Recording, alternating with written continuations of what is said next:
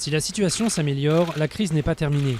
C'est le message qu'a voulu faire passer le gouvernement après avoir reçu samedi matin à Matignon les industries pétrolières.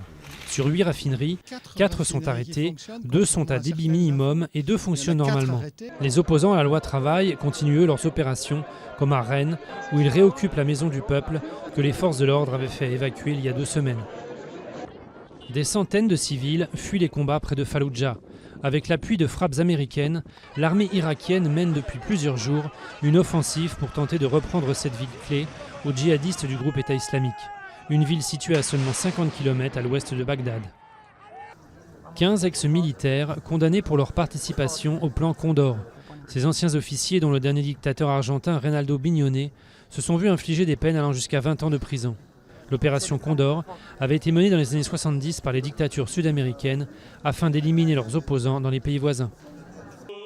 Vladimir Poutine au mont Athos. Le président russe a achevé samedi une visite de 2 jours en Grèce où il a cherché à se rapprocher du gouvernement de Alexis Tsipras par une cérémonie religieuse. Le mont Athos, au nord du pays, est un des hauts lieux de la religion orthodoxe, commune à la Russie et à la Grèce.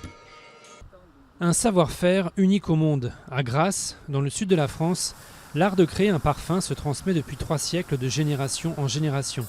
Ces roses, par exemple, sont indispensables à la composition du célèbre numéro 5 de Chanel. Cultivateurs de fleurs, transformateurs de matières premières et parfumeurs se mobilisent pour faire reconnaître ce patrimoine vivant par l'UNESCO.